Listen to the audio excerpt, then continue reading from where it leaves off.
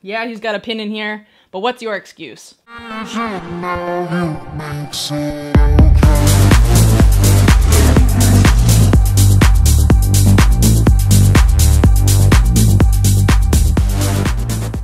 Today we're going to be talking about back pain, hamstring issues, hip irritation, and what we can do to fix it. Let's talk about hip internal rotation, what that is, why it matters, and how we can get some more of it. With the help of the newest member of the White Lion Performance team, Headless Hector, we're going to take a little closer look at what the hips are actually doing through some of our most common movements, and why hip internal rotation is absolutely critical to athletes, and why these issues keep popping up. Well, it all revolves around internal rotation of the hips. Let's talk about why. Now, in order to get a really good grip and understanding on what we're talking about, we need to look at some anatomy. So we're going to go back to high school anatomy and physiology. I'm going to get all up in his business, and we're going to talk about some hip and leg anatomy. What we need to know is the pelvis is actually really important. When we talk about hip rotation, we tend to think just femur. So this bone here, this big leg bone, and here, this trochanter, and how all of this rotates in the hip socket. What we often don't understand or fail to calculate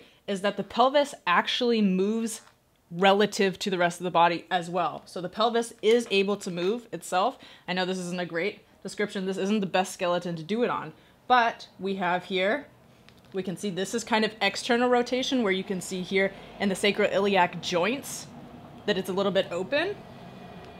And then here we would have an internal rotation, for example. So an external rotation, where this pubic bone right here is actually internally rotating, it's coming together. Whereas the sacroiliac joints in external rotation, then now there's some space in between here, and this is going to open up a little bit as well. So again, please hold in mind that we don't just look at the hip, we don't just look at the leg, we don't just look at the back, we actually look at the pelvis itself, because it can influence a lot of things. What is internal versus external rotation? A very common test that we see in sports is the lying internal-external rotation test, where we're just looking at your degrees of rotation.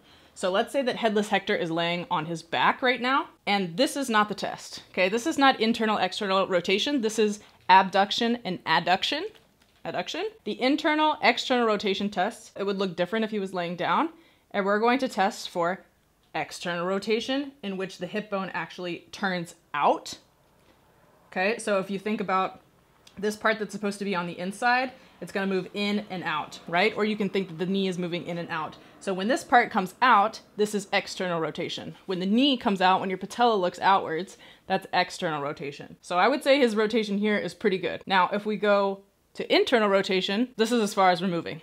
Yeah, he's got a pin in here, but what's your excuse? Inside part, this cartilage, the hip joint, is moving towards the inside, so that's internal rotation. You can also think your patella is moving towards the inside, so that's internal rotation. And that's not much.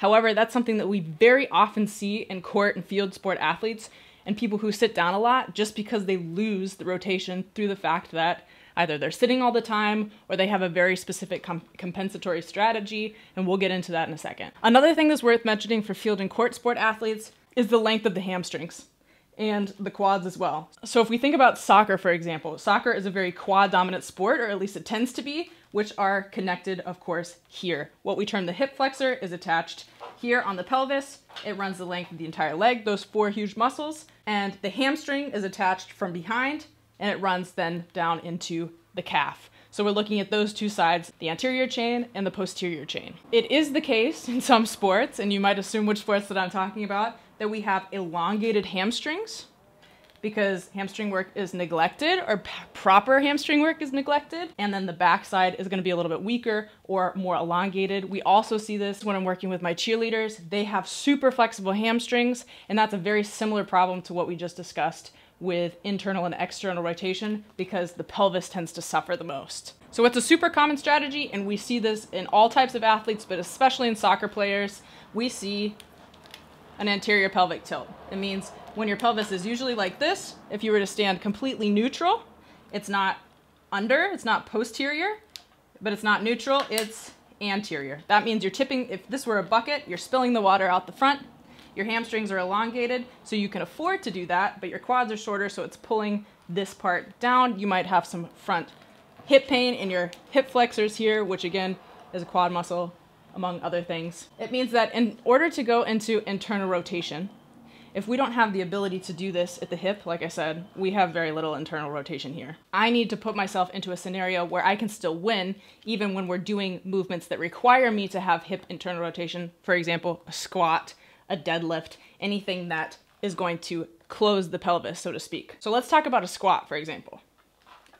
I can't move this pelvis or this leg a whole lot because of how this Headless Hector is structured, but we're going to give it our best. So when we squat, and we go to 90 degrees, we need hip internal rotation to some extent in order to achieve a full range of motion. So if we can't get into internal rotation because we don't have any relative movement in the hips, or it's very limited in some way, or we're using a compressive strategy, the strategy that we're likely going to use, this pelvic tilt comes into play. We stick our hips backwards, now we can get into it, and now we have more hip internal rotation. Another way that we can actually see if we're having an IR difficulty or difficulty getting into internal rotation without a compensatory strategy is if we do a straight leg raise or even a 90-degree bent raise. Put your hand on your knee. Let's go.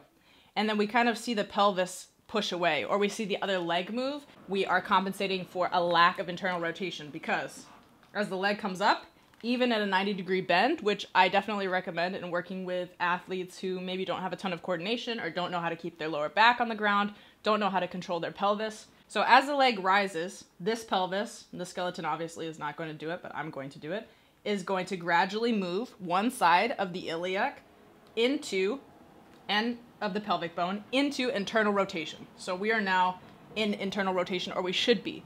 Now, if you can't get into internal rotation, your pelvis is going to push you away. So basically, we're going to have a slight tilt here. You're going to likely be able to see it in the other leg that the hamstring then comes off the ground on the other side if you're laying flat. We see this also in deadlifts or in squats. The hips should be internally rotated to get us above 90 degrees, which would be a deep squat position. If we cannot do that, we're likely to just throw our hips back, open this up, and spill out all our water, because that's gonna then give us more ability to access that internal rotation here. However, that's not good for our back, it's not good for our hamstrings, and that's where a lot of these hamstring issues come from this elongated hamstring that doesn't have enough strength, it doesn't have enough resilience. We have these elongated hamstrings, and we have to run like this in this tilt. That's putting a lot of stress on our hamstrings, especially at max velocity sprinting, where we're likely toeing out, reaching too far and pulling back with these hamstrings that are already lengthened and aren't super strong.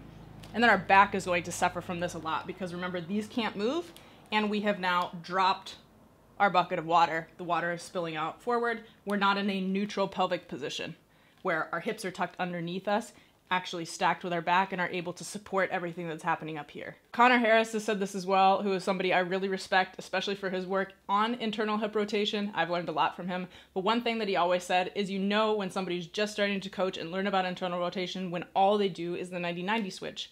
So while the 90-90 stretch is really, really nice, this moving back and forth, we at White Lions start with a 90-90 stretch to get used to that position, but then we want to work on the range of motion in strength. Sometimes that has to do with heel raises, sometimes toe raises, basically where we can get into a one-legged stance where one hip, we can actually get into internal rotation and work the entire range of motion of strength and strengthen that up and potentially get these hamstrings right, get this pelvic tilt back, which is going to alleviate the back pain, and we should be in good shape.